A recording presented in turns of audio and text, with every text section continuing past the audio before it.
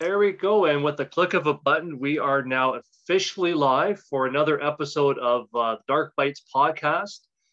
And as always, I'm your host, Rick Hipson. But most importantly, I am here with none other than John Shirley, the man himself. John, thanks again so much for joining me today on this beautiful sunny afternoon. At least it is where you are. Not so much here in Ontario in Canada. So, and you're in, I believe you're in California, right? No, I used to be, but okay. we moved to Washington State, and okay. Even southern Washington State, which should be pretty cold right now, is 50 degrees. And not that we haven't had some cold weather, but it's more like San Francisco weather here now. And, yeah, that's in the winters, and that has the it's a little unnerving in a way, but it's also pleasant at the moment for us. Yeah. No, that's pretty nice too, because then you just sort of throw a sweater on, and you're probably at least comfortable on the worst end of it. Oh yeah. So very cool. No, I really appreciate you coming in here. And I know just before we went on to the air, you had mentioned I guess an earlier story that you did way back in the day, and that school that you can. I guess we always remember our first, so that's really cool that you're able to remember that. I suppose it wasn't my first, but it was the first one I got printed anywhere. And it was the first one that was actually a pretty good story. So it, and I was like early teens. Okay. But I had practiced telling stories to other kids by telling them I had a really weird dream last night, and then I just make up a whole lot of shit. And I keep them, kind of spellbound for like 10 or 15 minutes, making up scary stuff that happened in my dream. I don't think they really believe me that much, but they love to hear it. That's perfect. Yeah. Well, if you keep it interested enough, who really cares if it's true, as long as it sounds good, and you're not expecting them to believe it. You're not talking fiction here. It was my innate kind of writer instincts trying to get out, storytelling instincts. Yeah, well, I got that impression from you very quickly on, and certainly from a lot of other folks out there, that you just, whatever comes to mind is what you write. There's no borders, there's no boundaries. It's just, it seems like you just have this kind of naturalistic way of just having to get words out there in a story, and whatever the stage is for the story, it doesn't matter. You just gotta tell the story. Worry about genre. I don't think, I can't write that because I'm in this genre here. I feel like I can tell a story in most genres. I haven't written in the romance genre and probably wouldn't. That's not natural for me. But there are romances in some of my novels. There are romantic things in a few books. So, but they're not romances. But apart from that, I feel I could write in pretty much any fiction genre. Right, and even romance itself is well, I'm sure there's a lot of it's good, but I don't call something like Jane Eyre romance, even though it is kind of, that's to me, that's, a real a grown-up adult literary serious novel with some romance entwined into it. Perfect. So I write whatever serves the metaphor, whatever serves the theme. If I have a theme of something I want to say, or some particular kind of drama that comes to mind that seems fruitful, I'll pick a genre that it fits and find the market for it if I can. And I have tended to do a lot of science fiction and horror. But I'm writing a trilogy of Westerns now for Pinnacle. And while there's no science fiction in it, there is a character, and there's some romance in it. It's not one of those romantic Westerns where it's a romance set in the West, but it is a strong romance within it as part of the overall plot. And this woman that our hero is in love with is a very strong Western woman who just happens to be a natural philosopher. She's a scientist. And in those days, they usually call it a natural philosopher or a naturalist. But the word scientist was around, but not used as much. But then that is unique I think, to Westerns. I don't know of another Western. Yeah. I haven't read them all, but I don't know of another one that has a woman scientist in 1874 in a frontier town in the Old West, and how she came to be there and all part of the backstory. The novel's called Axel Bust Creek, and it's kind of, I try to make it like if Luke Short worked with Larry McMurtry, you know, the Lonesome Dove Cat. Yeah. That's my hope anyway. I'm not saying I'm as great as he is, but we'll see. But I think it's a pretty serious Western, and yet it's also designed to be very action filled and follow a lot of the basic conventions. Perfect. And have you had to do a lot of research for it, since there is that science component? Yeah, but see, I've always had a sort of Western fetish. I don't mean I make girls dress up like Dale Evans. Or no something. Judgment here, John. No, I don't mean that. That would be okay, but no, I grew up watching Westerns, and I was really impressed with John Ford movies, and then started reading them, as well as other adventure sorts of stuff when I was young. And you know, there's it's been noticed that a lot of science fiction has Western plot elements in it. You know, a lone guy comes to the planet or the colony on a planet and solves their problems for them, sometimes with heroic action. And so there is some overlap between the genres, but at least those are the old-fashioned versions of the science fiction genre. And I read a lot of that when I was young. I read a lot of Heinlein juveniles and then early Heinlein novels, and I read, of course, Edgar Rice Burroughs, but my favorite of that kind is Lee Brackett. She wrote a lot of movies, of course. She wrote The Big Sleep, I believe, was one of hers, classic noir, and she wrote The Empire Strikes Back along with some other people.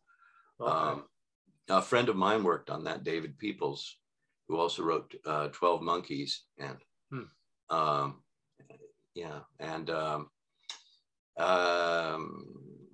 so Lee Brackett, and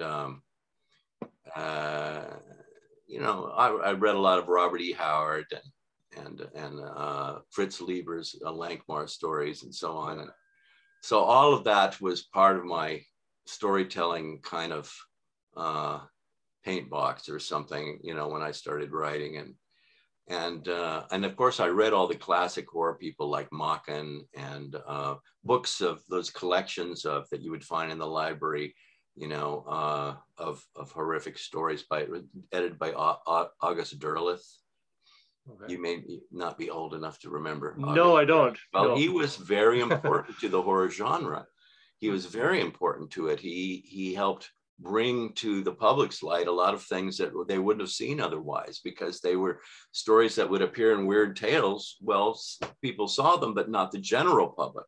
Right. But when you organize them into an anthology, like Derleth did, then they put them in libraries and so on. And then more and more people started to become interested in the genre. We have people like him to thank for that. So I read, you know, Machen and Arthur Machen and Algernon Blackwood and H.P. Lovecraft, of course, and all their contemporaries, Clark Ashton Smith, and so these things were impregnated into my person.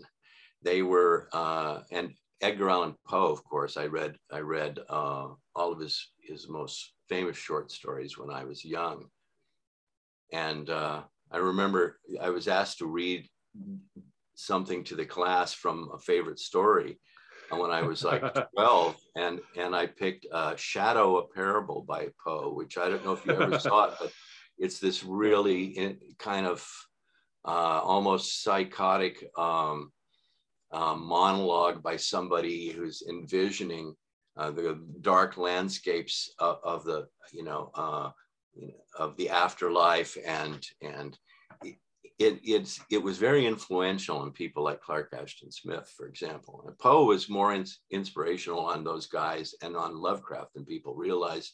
You just assume it, but especially if you read Poe's poetry and then read Lovecraft's poetry, he puts it together almost exactly the same way. Interesting, a lot of parallels.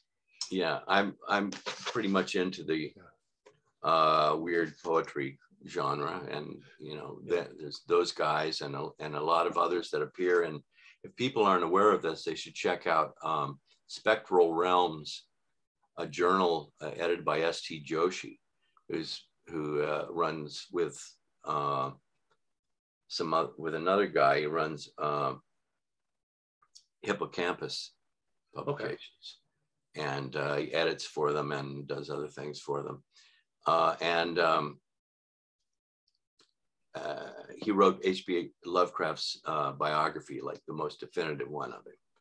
Okay. And so he's the editor of this book of this journal of poetry, quarterly journal of weird poetry, Spectral Realms, and just Google it, because it's a lot of just pleasure for people who like the genres of horror and weird fiction.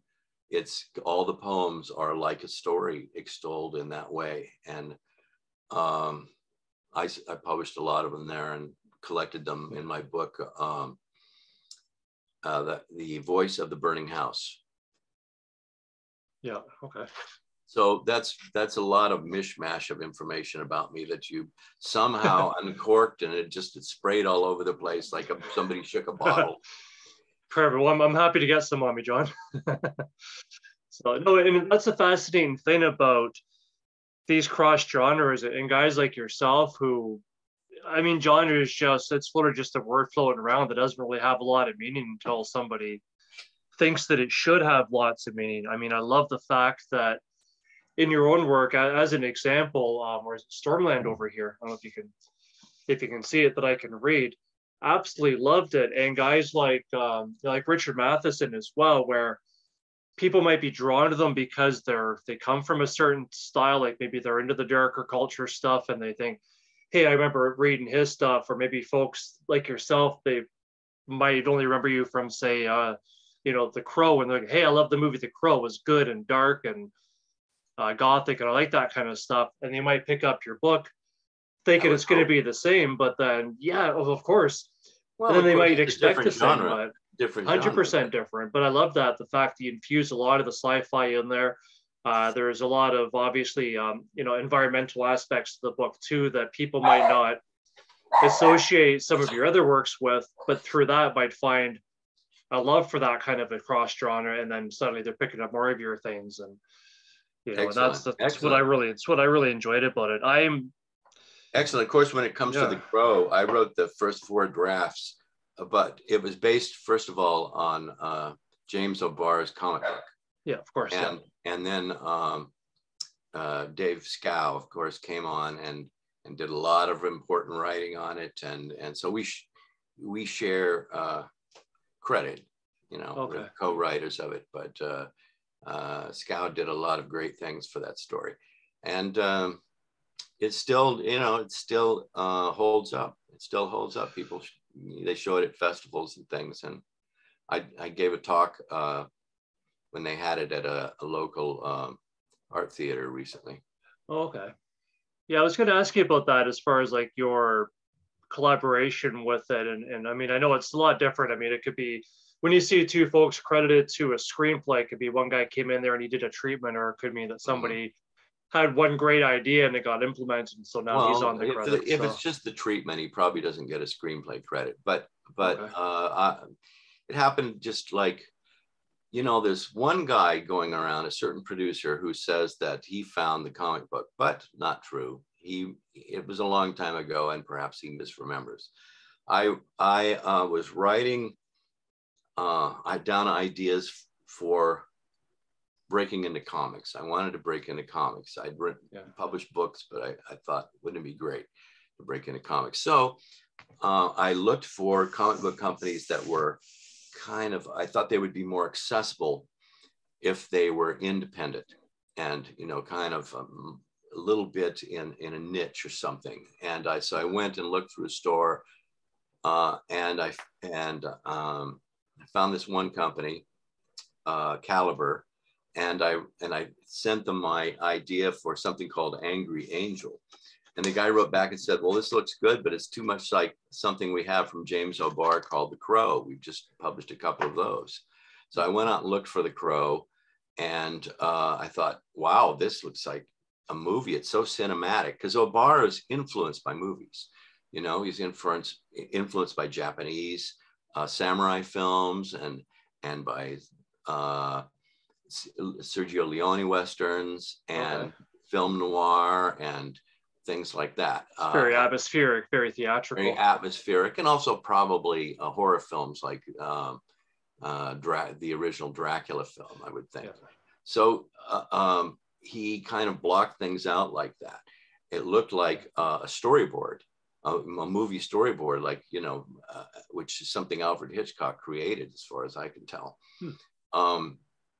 So O'Barr created this kind of movie on the page, and I thought, and what a cool story it would be on the screen. So I and Jeff Most, a producer, took the O'Barr comics to Edward R. Pressman, who was doing some kind of adventurous, edgy things at that time. He went on to do Wall Street and other famous films, but he was into it and eventually got it set up for us.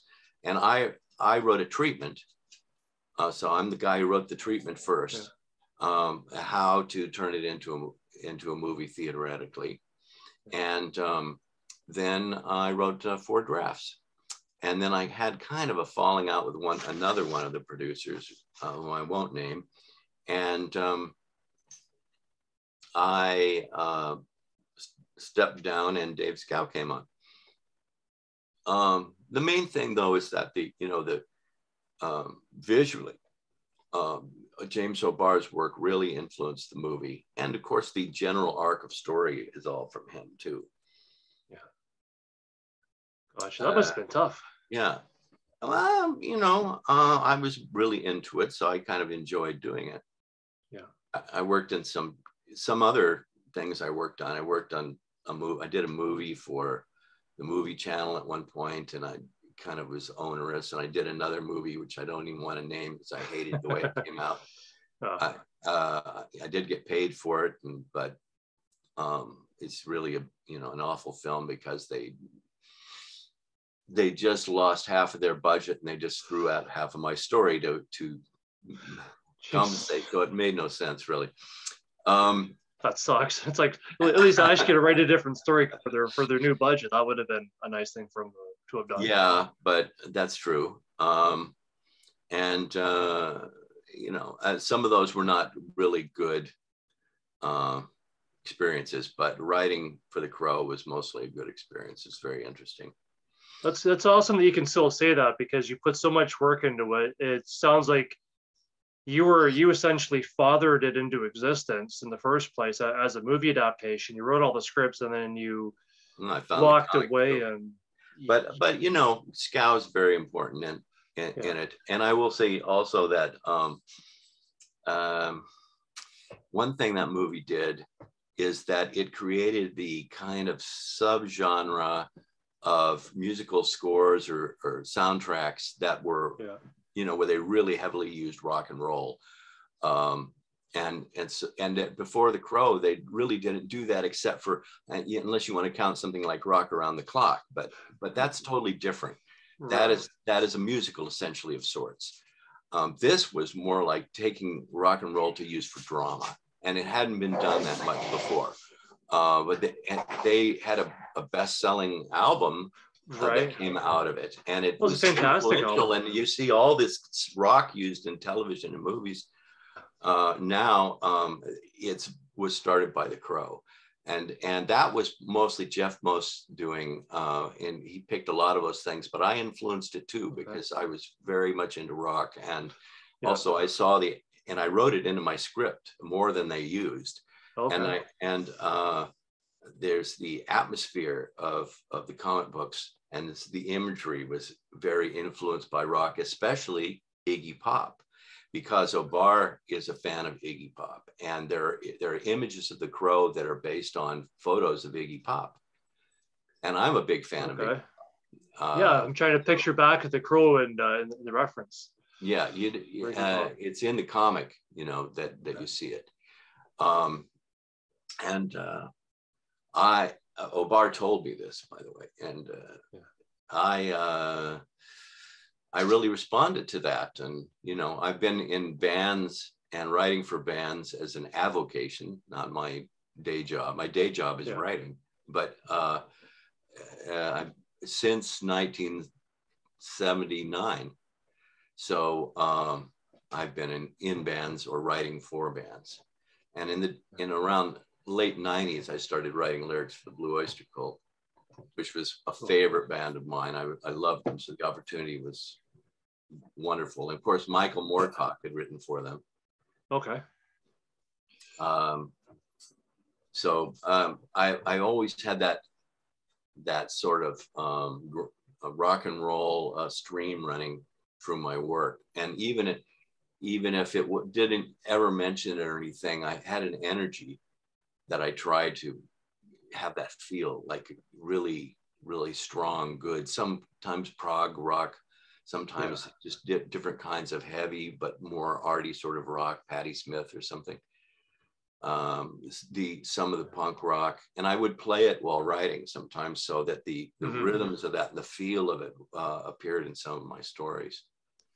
Yeah, I think music has such an influence, such a positive influence in a lot of movies. I mean, like you said, The Crow, I couldn't imagine the movie. And I mean, every time you hear the song of The Cure doing The Burn, you can't not think of The Crow. Like, it's such an indelible part of it. It would be like chopping off a limb to get rid of that song, or any number of the other songs that are in that one.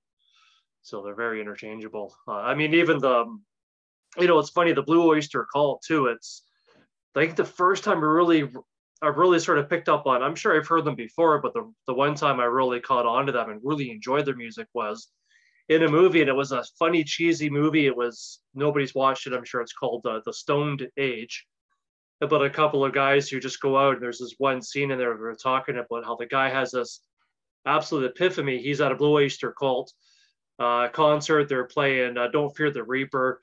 And when he does the big solo, the spotlight shines on him, and he's like, it's like one big internal eye just staring at me, and it completely changed the course of the whole movie on that one song. And it was such an influence at the time. So movie, and so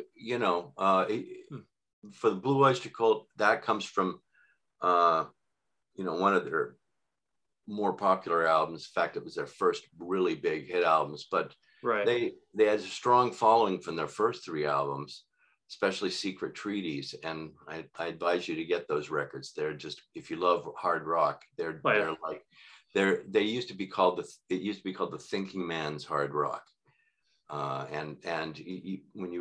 They're very intricate, and they're somewhat influenced by classical music. They're kind of organized that way, and the lyrics are dark but very poetic. So then I went on to write 18 songs for them later on, and more now, because they have a new album out, their first studio album in 20 years. Holy crap! You have and to all because of you? No, but I did write 5 songs on it. And this is their first studio album in 20 years, and it's called "The Symbol Remains," the Blue Oyster Cult symbol. Yeah. What a great cover name for the 20 years. All new songs, and it really has done well. It was in the top 20 Billboard album charts. It was, and I'm actually getting paid, so it's really done well. But if you like, and also if you're a horror fan, The Symbol Remains has a song which I did not write, but it's this cool song called "The Alchemist." And what was the name of H.P. Lovecraft's first story? The Alchemist. And this song is based on that story. Very cool. Inspired by Lovecraft's first story. Yeah. And I wish I'd written the lyrics to it, but it's really fun also to find on YouTube, if you look up Blue Oyster Cull, The Alchemist, you come to the video of the song, and it's a really enjoyable gothic horror video. They really did it nicely. Cool. Well, that's my guarantee to you, is I will definitely look that up as soon as we're done. You our should chat. get the album, although you can hear the whole thing free on YouTube if you like. The Symbol Remains, but the album, it's a great thing to have in the car when you're driving around. I wrote the 2 singles off it and 3 other songs. Oh, and cool. Do you do any instrumentals on there as well? Because you play instruments as well, I think. No, but I sing is what I do primarily. But no, I'm not on it musically, just my lyrics. Gotcha. But I have my own albums out. They're very minor compared to the Blue Oyster Cull. But I'm going to be playing a gig on March 7th. Oh, cool. In fact, I opened for the Blue Oyster Cull. No kidding. in at a really big theater in Portland. A packed house, 1,500 people, which is a lot for me to play in front of. I usually play at nightclubs. And that was like just at the beginning of the COVID thing and the pandemic. Snuck that right in there. And we snuck it in right. And then like a week later, all the clubs were shut down. And so we didn't play again for a couple of months ago. We did a gig at a big place in Portland. And we're starting to do more now. We had an album out, and we're going to do a gig on May 7th in Portland. Oh, okay. A place called Dante's, as in the Inferno. Nice. Gonna burn the place down. Yeah. Lyrically, of course. We did a great job opening for the Blue Oyster Cull. The audience actually enjoyed us. I was afraid they'd be looking at their watches and saying, "When is DOC coming on?" I know, you always have a tough. You never know how it's going to go when you're at the opening. Right, band. But they were very receptive, and we rocked it, and the band complimented us. It's probably the high point of my performance life was that night, and I'm really glad that happened. Now, did that happen with the opening before you started getting involved in their lyrics and writing songs for them? I'm guessing it was. No, this was just, I started writing lyrics for them in the 1990s. Okay. So I wrote 2 albums worth of stuff. I mean, I didn't write everything on the albums, but like 8 songs in each album, one called Heaven Forbid, and the other called Curse of the Hidden Mirror. And then they didn't do another studio album for a long time. They just toured endlessly. And then finally, 19 years later, they have done their first studio album. Since then, The Symbol Remains, and it's triumphant return. Great reviews and everything. Perfect. And are they going on tour with that now, or they are touring right now? Okay. And they're doing 2 of my songs. That Was Me and Box in My Head. Okay. So I'm, I get all squishy inside thinking. It's a good song. I get all giddy. I bet, Live for Me is a really rocking song, and they're both, they did just wonderful things with them. It's just a thrill for me to write for a great band like that. I also write for Blue Coop, a band called Blue Coop, which is Dennis Dunaway from Alice Cooper and the Bouchard brothers, who used to be in the original Blue Oyster Cull. Okay. And they're playing around a lot, and Joe Bouchard has a song I did called She's a Legend that's on YouTube. You can find it. Okay. She's a Legend. And it's a horror story. The song is a horror story told in lyrics. I'm sensing a theme here, John. Yeah, I do write stories in my lyrics. I mean, they're not all quite in that format. Some are or aren't, but I do that. I do tell, and in my book, The Voice of the Burning House, most of the poems are stories. Okay. Yeah, so I mean, it's I somehow have it in my genes. I don't know why. It just seems to be imprinted in me. I was born that way, like the Lady Gaga song, but in another sense. A completely different sense. A weirdo. A little less frilly, right? Yeah, Lady Gaga. a little less gender, a little less, yeah. Yeah, A little less. But I think we're all a little less than Lady I Gaga. feel like I was born a writer, is what I'm saying. Yeah, no, 100%. I mean, it's, yeah, like I said before, I mean, it just doesn't, it seems like if you got a message, you're going to find a way to do it. And it's fun too, I would imagine. I mean, you do so many, I mean, sounds like you've done it all. You've written for movies, you've written for TVs, you've got poetry, you've got, you've got lyrics, of course, the books, the short stories, everything else. I mean, it seems like if you can find a different way to express your words, I'm imagining you're probably going to jump into it and try it out and see if it's fun and if it sticks and if it's just for the challenge of it, I would think at this point. I've written animation too, but not any of the big Pixar type things, just television animation. And and I've written some comic strips that were just like one-offs in a comic anthology, that kind of thing, and one graphic novel it was a good story, but I wasn't that happy with the art, so I don't really endorse it that much. But that was a great experience for me, and someday I'd like to do another graphic novel. When you're doing stuff like, and I'm writing something for, there's a guy doing a short animation. He wants to use one of my poems for it, and I'm kind of adapting it for that. Very cool. Now, are you changing it all to kind of suit the format and whatever he comes up with artistically, or is it going to be the other way around where? No, he'll adapt my thing, but I have to write it enough so that it is a little more visual and brings out the more of the imagery. Gotcha. And that's what I was wondering about something like that. When you're writing to artwork, if you can get away with just being extremely concise, knowing that the visual aspect of it, the art aspect of it, will sort of tell the rest of it and fill in any blanks that might not be there with the words themselves, so that you can make it more of a cerebral experience. Of course. If you're writing a script, if you're writing animation, you have to think in pictures, and you can't have a lot of exposition on the screen, whatever it is. I just wrote a movie for a South African company. And I can't really go into it much, except that it is science fiction. Okay. And it's now the script is going around. But since it's science fiction, there's some stuff that has to get across from exposition. Has to be in the dialogue a little bit. Yeah. But you don't want to do it. You want to do it as much with pictures as possible. When it's in the dialogue, it better be entertaining. Right. So otherwise the thing will just land with a thud.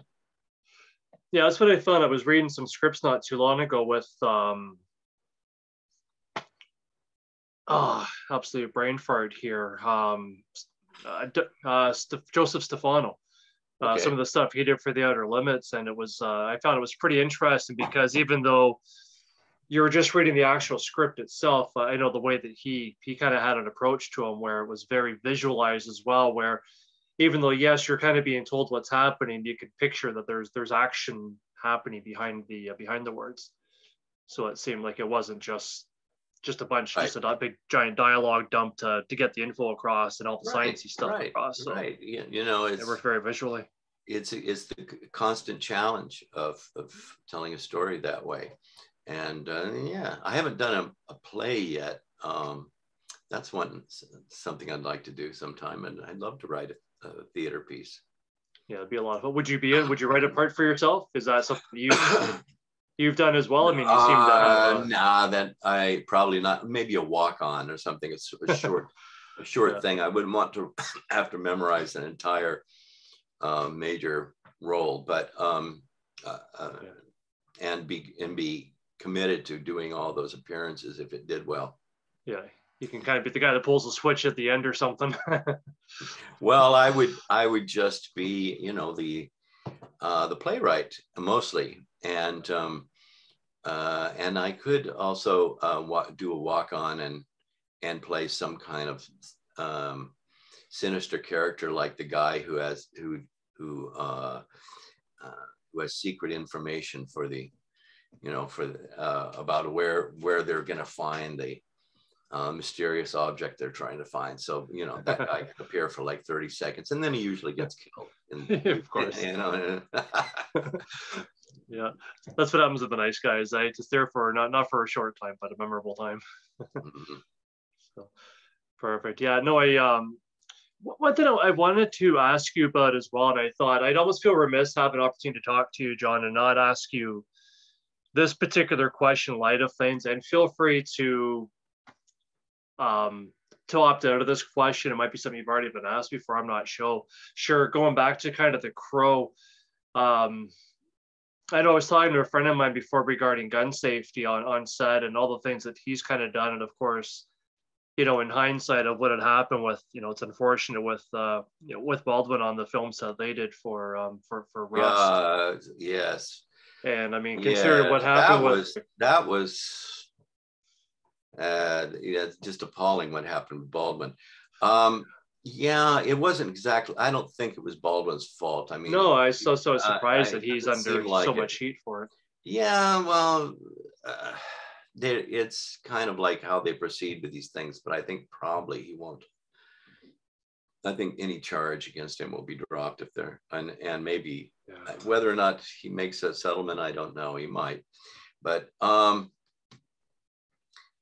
with the Crow, what happened. And I'll just fill you in case people don't know, because there are a lot of legends out there. There's a lot of mythology. Please do, yeah. Like, conspiracies aside. It's rubbish. He was just doing one of the final scenes in the movie where the bad guy has to shoot at him, and it was supposed to be a blank, and it was a blank, but there had been a scene where it showed them loading the gun. And then a piece of a prop bullet had broken off inside the gun, and nobody noticed it. And so they unloaded these, and then they put in the blank shells, you know, that still had a charge of gunpowder. Yeah. And that propelled that little chunk of unnoticed bullet into Brandon Lee, and it killed him, you know, very tragically. Yeah. And the thing is, you can't say it was just an accident in this one sense. It was a result of negligence. I was told that they had gotten rid of the people who were the firearm safety people in order to save money shortly before. And if that's not true, I'm not sure if that's true. Yeah.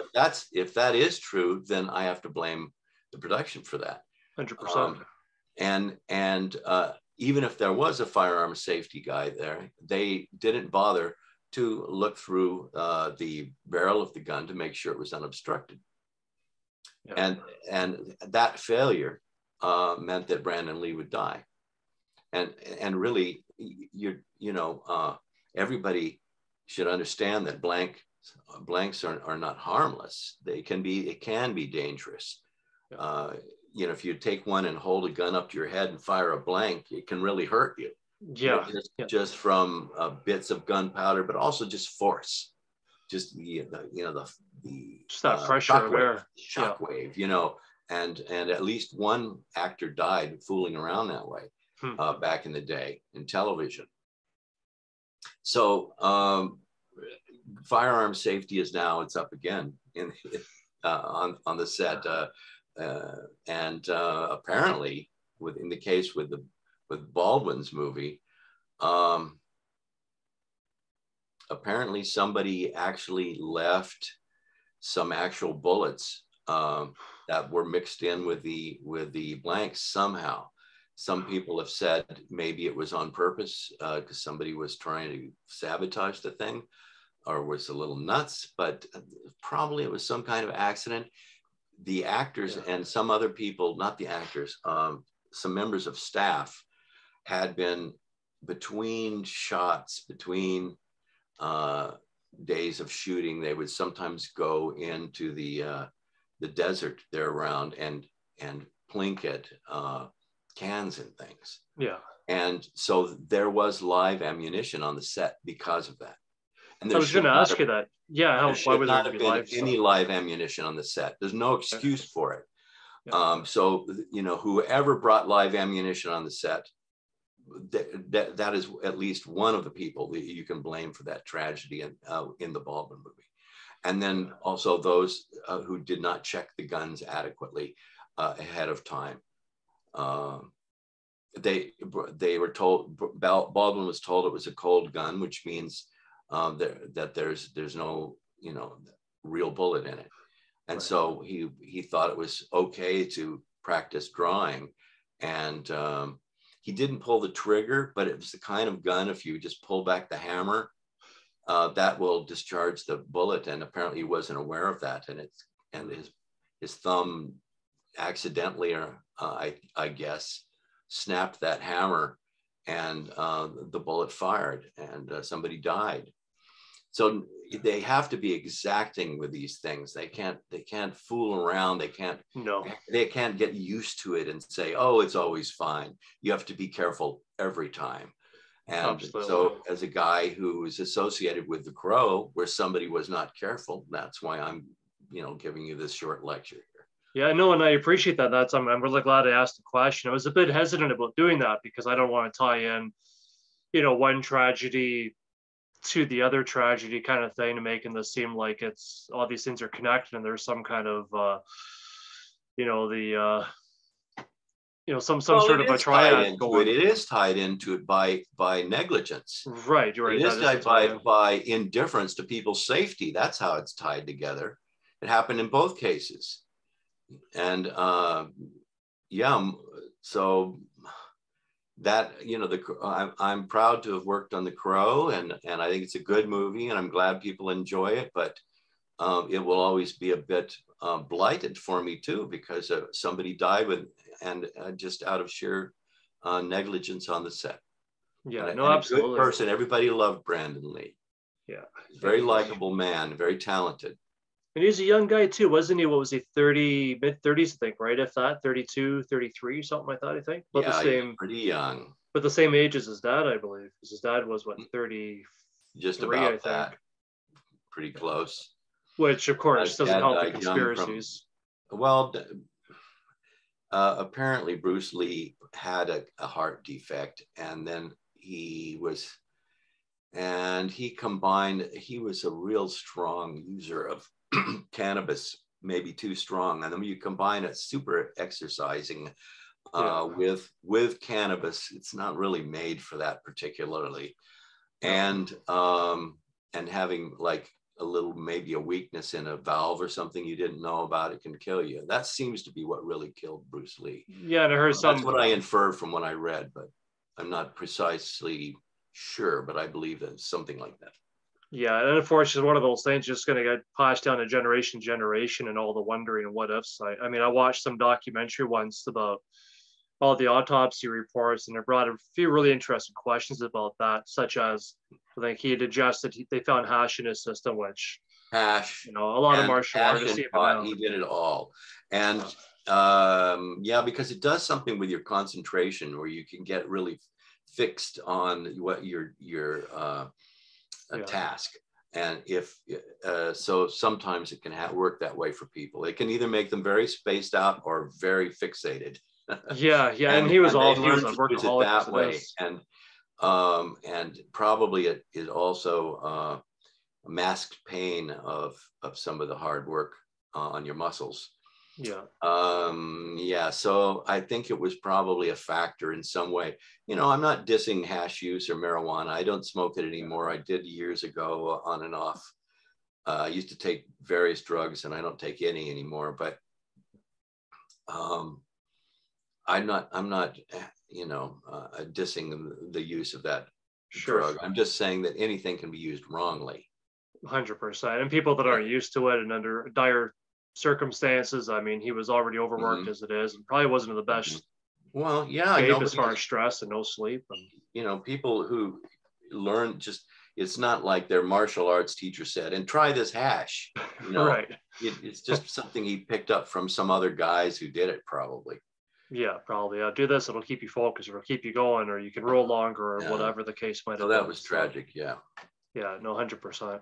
Yeah, it's, and like you said, I mean, there's, and hopefully it does bring to light more gun laws. I mean, it seems like the biggest culprit is just lack of concerns, I suppose. Like I know my friend, I mean, it was a very low budget movie that that he did, and every single scene, whenever there all the prop guns, like they actually built in the special effects to make it look as if there was a muzzle flash and everything else, but there are things you could go to Walmart and pick up in the toy section kind of thing, and they still had to pass every single gun, every single actor, everything passed through their hands. And it's like, if they can do that at that level, then why not when you've got a bigger budget and you can actually hire professionals on set to do that sort of thing. There's no reason. That's for true. it, so. That's true. There's no excuse for it. No. Well, anyway, I'm done talking about that. It's too depressing for me. Absolutely. But having dealt with it like a grown-up, I now wish to think about something else. Well, let's talk about, if we can, I guess, a sort of segue from that as well. I know, you've got about, what is it, 40 novels, I think, right now. About almost, a dozen collections, 8 I've or 9 written a lot more collections, novels than that, but I'm not going to go into that. I had, I wrote novels under pen names because writing was my only means of making a living most of the time. I did have some jobs as a typist, and I worked in a PR agency years ago as an assistant, and I learned some things there. But most of the time, I just made a living from writing. So I had to write a lot. Yeah. And and at a certain period in my work history, I took on a lot of work for hire world writing, as they call it, where you're writing about an established franchise, video games or movies, and you're hired to do a novel about them, or a novelization of a movie. And I did a certain amount of that too. And I learned from it. It was interesting, and I was well paid for it. But I have dozens of books that are just my vision, my idea, and books that I'm proud of that really like where I was able to bring an idea to fulfillment and really make it kind of do a blossom. Maybe it's a dark blossom. Maybe it's the kind only opens at night if the moon is right. But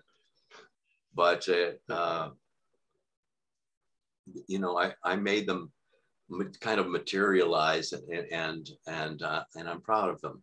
And it's just, and that's a selection of like 20 books, I think, probably, that I'm really happy about. I imagine Stormland has to be one of them, right? Sure. I know you talked about doing a potential sequel to that as well. And I mean, it's such a beautiful book with so much going in. And even though it's, I guess really post-apocalyptic, a lot of it is going on right now. And I mean, it's almost telling too, sadly, we're at war again in a major way. But everything's going on with the environment. And I know you mentioned romance. It's definitely not the focal point, but you really tie in a lot of relationships and how people that look like they're at odds with each other, how that impacts people that are opposing what their beliefs are, but also how they're able to work with people that are at odds for the greater good of a single cause in this particular book. And I thought that was all beautifully done. Yeah. It was just a great story. Stormland was sort of a metaphor for the struggle the world is sliding into because of climate change, and because of other factors, the certain technologies that put us at risk, that can be used irresponsibly. I won't go into it. I don't want to spoil anything. And the difficulty people with finding a place for immigrants in a climate change stressed world, and the importance of it, because we're going to have a lot of people forced to immigrate because of it. Right. So that is part of the scenario too. So people have to find ways to cooperate. There are also some very serious bad guys in the novel. Mm-hmm. There's some real heroism in it also. And then I did my cyberpunk trilogy, the A Song Called Youth trilogy, Eclipse Penumbra, and Eclipse Corona, and it's out in a Dover edition now. I did that years ago, and that is about people in a really hazardous futuristic setting, not quite post-apocalyptic. It's sort of what I call pre-apocalyptic. It's right on the edge of that, and where there is a new neo-Nazism sweeping the world. So it was a bit prescient in that sense, and new technologies that enhance things and also cause dangers. And that was all this big sweeping story. It was almost became a television series a few years ago. A friend of mine who is a major producer and showrunner took it out around Hollywood, and he got interest, and people were almost ready to go with it. But then one of the things that happened was COVID.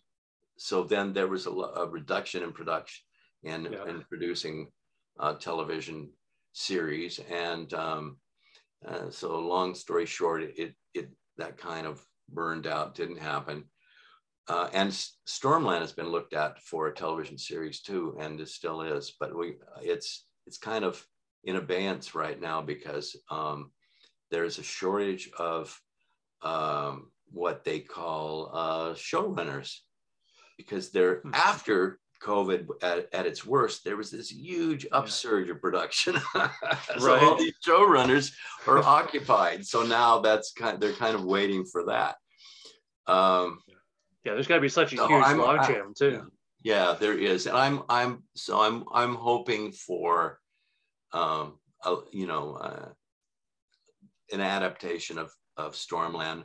My friend William Gibson, author of Neuromancer, and has a big thing coming. The big Gibson adaptation, not of that book, but something else is coming. But you can't talk about it right now, can you? You can just Google it. Just Google William Gibson TV series. You'll find out about it. It's coming. Perfect. So he's a really, he's a household name almost when it comes to science fiction. And he won the Hugo and the Nebula for Neuromancer. Very nice. So it's in good hands, is what you're saying. Yeah. Well, it is. Yeah, there are smart people adapting it. Yeah. And I get the impression too that most of the stuff that you write for when it comes to screenplays for television and for film, it sounds like you're okay just sort of being the writer, handing it off and say, now put your own vision to it. Am I right about that? Or do you try to get as much input? That's a whole issue. And of course, I had trouble adapting to that when I was in my 30s, when I was first in that business, because it's a committee process. Most of the time, unless you're an auteur like Woody Allen was, someone like that. He was an auteur, and he could write these things and direct them. If you're a writer director and you have that kind of reputation as he did at the time, you can probably do it your way. But otherwise, you're going to have to work with a committee made up of producers, studio heads, people giving you notes. If it's a powerful enough actor on it, good luck. The actor will give you notes. And like movie stars will often have in their contracts the right to give the writer notes, which means suggested edits and changes in the script. And they may know what they're doing in terms of storytelling, but they're actors, not writers. So that has not always the case. That has made some movies not as effective as they could otherwise have been. What do you do in that situation, though? That's got to be so tough as the writer, and this is essentially your baby that you're handing off to get these notes. I don't know. Hope for the best, mostly. My friend David Peoples, who did 12 Monkeys and Unforgiven, he made that Clint Eastwood movie, amongst other things. Those movies came out like he Fantastic. hoped, but he had others that he wrote, like Leviathan and Soldier. Those movies were kind of gutted by notes, and he didn't really get what he had visualized on the screen. It was really weakened. I mean, sometimes they should just shoot the first draft of the movie of Right. the thing, almost. I wouldn't say that, but they shouldn't overdraft and bring in too many writers, because for one thing, the tone changes in it. Like the fewer writers, usually the better. Right. Because you'll be watching a movie, and then all of a sudden the style of dialogue and the kind of drama changes, and it just feels like there's a whole section in the movie that feels jammed in and shoehorned in. And that's because they brought in another writer who had a whole other idea of it, and was also maybe, following directions from the producers who wanted to change things. And it often ends up with the thing not working. And of course, they always want to make their mark too, and they want to put their stamp on it. That and is say, look, very that was true. my idea. That's that what is I'm all exactly about. so. That is very true, and very astute. That does happen, and you can't blame them on the one hand, but on the other hand, No fun. one wishes that they wouldn't be quite so intrusive on the original idea. But there's that, and then working in television, I worked on several shows, and it's really a collaboration with groups of people. And you go into a writer's room, and there's several writers sitting around, and then there's a producer and sometimes a director, and then you throw ideas around, and they put it up on a blackboard or something, or they with index cards, whatever, and it just becomes very homogenized and unless, except for the exceptional shows where they're smarter than that. There's some great shows where they're not quite that way that we've seen, like the Sopranos TV show, the original one. Right. Yeah.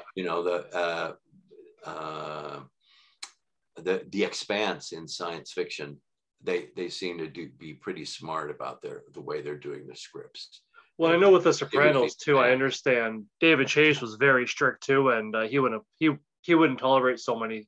He'd only tolerate so much, I think. If somebody thought too much outside of a character, he's like, you can't do that.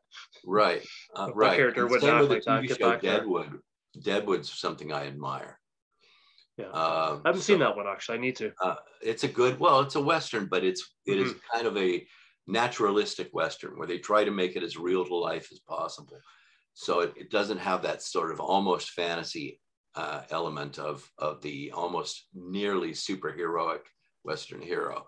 You have some guys who do some heroic things, but that's how it was in life. People sometimes did, but mostly it's just human beings struggling in a frontier setting to try and make sense of it. And Deadwood was pretty realistic that way. The characters were more realistic than they usually are in Westerns. It's a very influential thing. That's what I like about The Unforgiven too, is like, sure, Clint Eastwood's character was very heroic, but his heroic attitude basically got his ass kicked an awful lot because of that attitude. He had mixed feelings about his life. He had been an outlaw, that character. He said he had made a little speech about how it's a hell of a thing to have to kill somebody. You end everything they ever were and everything they could be. That's what this excellent screenwriter Dave Peoples was after. He was after finding the grit of life there, not just some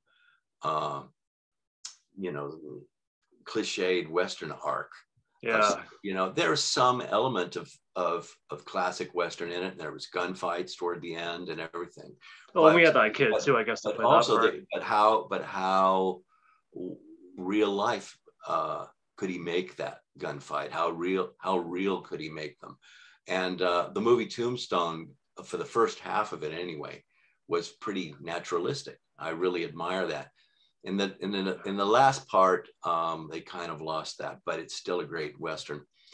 And so we should be doing that in science fiction too. We should try and make them as gritty and real as we can without losing drama. And The Expanse, I think, does that. It does a great job of it. Yeah, and you've got quite a few stories, and the other one that's over my shoulder. Hope I got the right. Yeah, there it is. The Fever Stars too. There's a lot of great stuff in there too that talks about, a lot of things that are happening today, and as it compares to what's going to happen in the future. But you don't make it so, hey, these wonderful marvels like technology are making things a lot easier. So naturally, that just makes everything better. And it's like, well, not necessarily. There's a struggle in that transition, and Right. some of the problems. It's like technology is double-edged. It's a double-edged sword, and we have to use it intelligently. Technology is good. You and I are talking together with an advanced technology right now, really. Absolutely. And that's great. But the internet can also be wildly misused. And people use it to spread misinformation and to pretend that vaccines are dangerous when they're not, and that this vaccine doesn't work, or it's too experimental, and they don't understand the science of the thing. And anti-scientific misinformation is flashes around the internet, and it's an example of a technology not used intelligently in that end of it. So there's one of the stories I show how virtual reality could be used and misused, how it could be addictive, how it could be abused, and it's, that, and at the same time, virtual reality experiences are pretty wonderful. I've had experiences of them. I've been showed how it works at conventions, and I can admire that. I would write for a virtual reality video game. I have written for video games a little bit. Right. Yeah. Borderlands, I think, is one of them. Yes, I wrote for one of the Borderlands variants. Okay. And I did a little work for Sega back in the day. It's so long ago. Okay. That's so long ago. That's a Sega. What's a Sega? All right. Right. Well, it's, yeah, it was one of the early principal video game companies. Yeah, it was great. But, and I would write for a virtual reality video game. But I also think that people have to use it intelligently, and there has to be, use of visual technologies like this and phones. Some people really are addicted to their phones. Yes. Cell phone zombies, as in one of the songs I wrote, it's called Cell Phone Zombies. Yeah. So those, you can use a phone as a wonderful adjunct to your life, or you can let it to be a little sort of a technological vampire and take a lot of your energy and creativity away. And the same with social media. It's of great value to people. Like elderly people really love it because they're kind of shut in a lot. And this way they can talk to old friends who are far away, and they can make new friends. And people can use social media to organize good things, but people can use social media to organize bad things. Just like anything. Here in Ontario recently, we did a thing with the license plate stickers. Oh, yeah. Right. They did that, and all of a sudden, of course, they barely made the announcement that they're going to be, hey, we're not going to do that anymore. We've got to pay to have your sticker on your license plate, so we're going to take that away. Where that money's going to come from is another story. But then the news barely broke, and of course, all of a sudden, you've got all these scam calls now that are texting you saying, "Hey, click this link for your refund." Constant. So, every new eventuality almost, and certainly every new technology seems to generate a new scam, and we have to be constantly on the alert about it. Yeah, on the alert. And they're slick. You think you're smart enough that they'll never get you, but they're savvy. Their technology is growing too. Well, I'm super skeptical of anything that comes to me that I don't absolutely know who that is. And even my best friends, I click nothing. They will often pretend to be the Social Security Administration or something in order to scam people. And Social Security Administration doesn't get in touch with people for those reasons. No. So everybody has to be alert about that side of technology. And that's what that's what I really like about your stuff too, is it's very realistic. I mean, it's science fiction, so I guess the whole point of it is to sort of, I don't know, elevate your realism or your suspend your belief in that regard, but keep it as true as possible. But a lot of the stuff that you talk about really is true. I mean, all these things, especially as we're seeing it now with augmented reality, VR reality. I mean, I watched a thing with I think it was Elon Musk, talking about how he does believe that it's going to be fairly soon in the near future where virtual reality, the simulated world and the real world are going to be interchangeable. They're going to be almost unrecognizable from the other, because it's going to be up to, like one of the stories that you wrote about in there. I wish I remember the name of it right now. It's been a while since I read it. But it's the one where everybody is practically a vegetable. They go into houses, these people are just laying there in stupors. And I think the one guy, well, not everybody, but a lot of people are victims. A lot of them, the story Mirga had that. And right. A couple of stories. It is a risk. Yeah. It is a risk. And another situation that's been happening in for the last, I don't know, 5 or 10 years now. I guess it must be 10 years. Is the expansion of privatized prisons. And now they're starting to incorporate robotic guards in them more and more. Okay. They're experimenting with. They started doing it in Korea, and they're doing it here now in privatized prisons. They're trying them out, and that is something I predicted in my story, A State of Imprisonment. And the story is a little bit of social satire, not funny satire, but the kind of critical satire where it describes the entire state of Arizona being taken over by a series of interlocked, privatized prisons, just corporations that run prisons for money.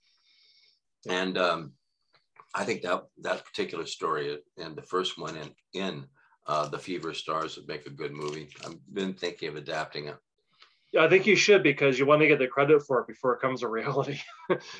get in there on the early stages of that, because it's scary. I mean, the privatized prisons are out there, but the things I described in it, the technology used and other things, and the extent of it, the fact, what I was satirizing was the unregulated growth of privatized prisons. Yeah, I don't think prisons should ever be privatized. I don't think that the private sector does everything well. Some things they do well, some things they don't. When you think privatized, I would rather not have privatized fire departments, for example. Right. Or a privatized post office. I would rather not. I feel that we can have adjunct things. We can have FedEx and so on. I use those things. Right. Certain things should be uniform. But there are some things that are going to be better for the economy, for the average person, if we do them in a public, as a sort of department of the government, and the post office, local government, fire departments, that kind of thing. Privatized police would be. I worry about that. I mean, we have private cops, and we've had also forays into privatized armies assisting the U.S. Army. We had Blackwater, and it caused a lot of trouble. Right. Those guys were incompetent, and they killed a bunch of innocent people. They killed non-combatants in one place, and they were never particularly useful. But they were supposed to be there helping our regular army. And it's an example of privatization going wrong. And this prison system, privatized prison, is, since it is profit motivated, they're desirous of keeping people in the prison by any means possible, because then they're paid by the government. Right. And they're paid by our taxes. So you're getting the expense of a public prison without the effectiveness and the honesty of a public prison. Exactly. And it's very prone to corruption and to people being caught up in that system without being able to get out, sometimes for almost nothing. There's a whole history of people being sent to privatized prisons just for debts, and that's illegal. But they were doing it for a while, these people who the judges who did it had relationships with the privatized prisons. This is in real life. So I'm talking about that, and I'm talking about the misuse of technology in that book, but also there's these, anything that seemed to fit the general theme of human beings facing extremes and being really tested by something. And so you have supernatural stories too in The Feverish Stars. One of them is a story about the young H.P. Lovecraft, if you remember. Yep, I do. That was a beautiful one. I like that one. Yeah, it's and one of the things it's interesting because I would think too, like anybody that's maybe coming to understand you and to know your work, even through say this conversation that we're having, they might look at all these things and think. So I'm guessing that John Shirley writes some absolutely beautiful tragedies, doesn't have a whole lot of hope in the existence of our technology in the future, but it sounds like he spins it entertaining. And that's what I was gonna interject myself with, is that in a lot of these stories, you do open that possibility there could be some very good things happening with these stories, technology. And I think one of the most amazing things, especially stuff like with Mirga, where there's a virtual companion in there as well, it's that it really forces, all of a sudden it changes the landscape, and all of a sudden we have to think about, how does this affect our morals? How does this affect our ethics, or what we thought were the best morals, what we thought were the best ethics, and all of a sudden that ties into our humanity. It's like, well, what's the point of our existence? What's the point of us?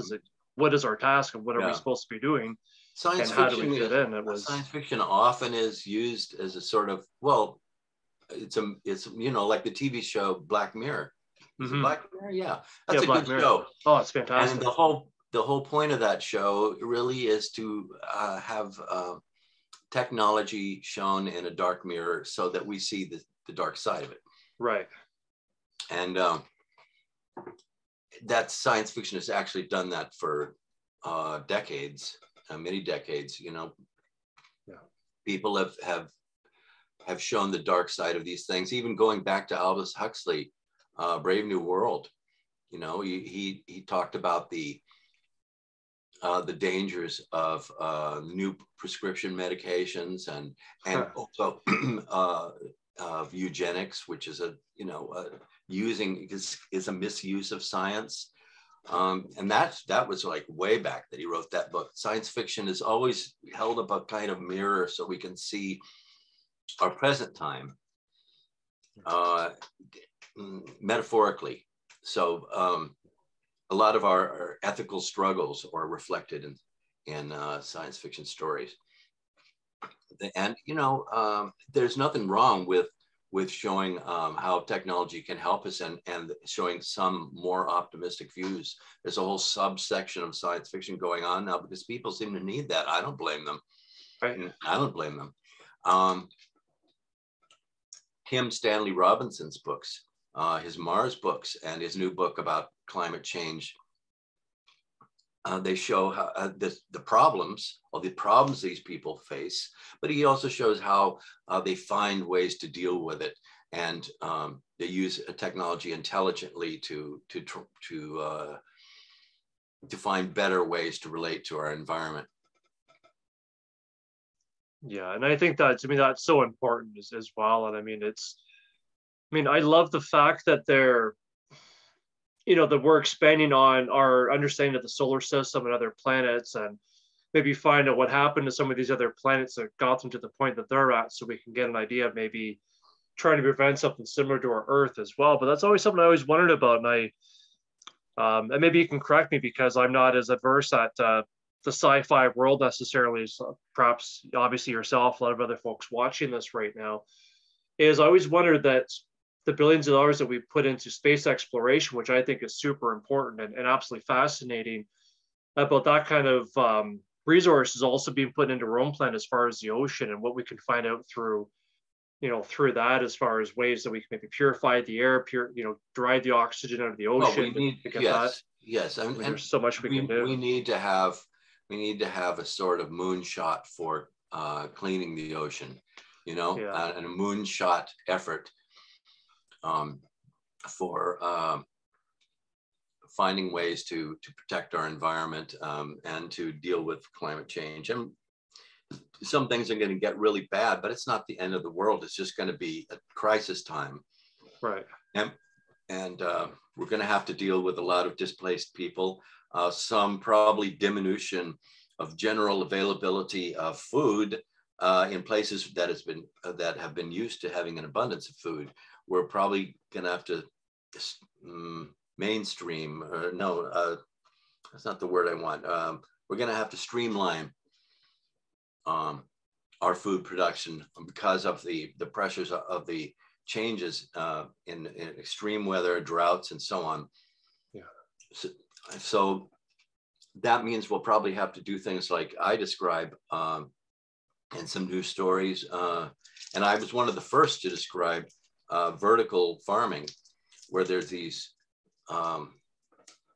essentially skyscrapers that are farms, level on level and level. Okay. And they exist. There's some small ones that have been tried out. There's one, I believe, in the area of Monterey, California. But they're going to be much bigger. See, they use land. They use, if they build vertically over a relatively small area of land, like, I don't know, maybe 10, let's say 10 blocks by 10 blocks, say.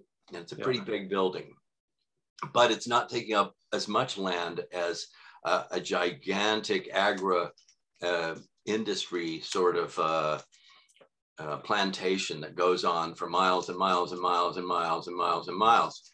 And you don't need pesticides in it. You don't need to introduce pesticides or herbicides because it's contained, so you can keep weeds and problematic insects out. Yeah. So then you're not polluting the environment with dangerous pesticides and herbicides.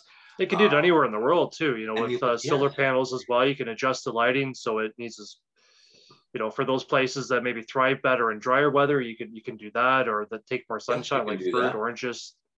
Well, we are starting to put big, like in parts of the United States, where the forests have unfortunately been cleared, but they're being used now for solar panel farms, so-called. Okay. And who are running those now? Are those privatized? I would imagine they'd have to be. I couldn't see the government. They're not necessarily. A lot of times it's a county that is doing it, or a city, but it's a good place for private industry to work too. And sure. So oftentimes they contract with the local city or county or state. Yeah. There's no problem with that. Industry just needs to get more, sustainable about how it does things, and it can thrive, but it just has to thrive sustainably in a way we can sustain without having to pay the price down the line. We have to think long term more in the use of our industry and our technologies. We're stuck in short term thinking, and so science fiction, one of the great values of it is it makes models of long term thinking. So we can say, what could go wrong over here, or how this might actually work. It's almost like science fiction is almost like a computer model. Right. Yeah, it's it's almost like kind of the difference between being tactical, I guess, and being strategic. You know, tactical is great; it'll get you through the day. You'll live to survive another day and solve whatever problems in front of you. But what about down the road and the perceived problems, and especially with this change in the world? I mean, it's. Well, look, it's 2:33 already. My time, later your time. It's been about an hour and a half, I believe. Holy smokes! The time goes by too fast. I wasn't expecting our conversation to go into all this. We had a good conversation. Wonderful stuff. Absolutely. I think we've touched on a lot of different subjects that I wasn't expecting. So this is great. Well, it was great to be here, and I look forward to meeting you in person sometime. Absolutely. I got to get my passport. I have to get that all fixed up so I can travel around, because I'm not saying we're allowing Canadians into the United States. We can meet at the border and we'll wave at each other. I wrote a satirical thing in a blog once about how the United States would how it had plans for invading Canada and how we would treat the Canadians and we would have, they would be on reservations. They would be well treated. We appreciate that, and we would thank you for that, and we would apologize if for any missteps. We'll give you a great deal of Canadian beer and Moosehead beer, and so. Well, we'd appreciate that because our current, at least in our premier in our wonderful Ford, Doug Ford here in Ontario, promised us that if he was elected, he would give us a buck of beer. That all beer would be $1, and clearly that was really? enough for most. He made that promise? I kid you not. It's almost if you threw in a free moose milk or something. Wow! Not by me, but we haven't seen it yet, so I don't know. He hasn't fulfilled that promise yet. So that's funny. And now we don't have to pay for license stickers because it's election time coming up soon. So he's doing whatever he can. You should have like 1,000 people go to the where he works, is the city hall or whatever. Yeah, in Toronto, yeah. And all with empty steins in their hands, and just clink them together like, hey, come on. Yeah, buck of beer. you put a little dollar bill in the stein and clink it. Absolutely. Well, anyway, yes, you are allowed to come to Canada, and when you do, we shall have to meet sometime. And because it's going to be more and more possible, thanks to people using vaccines and masks.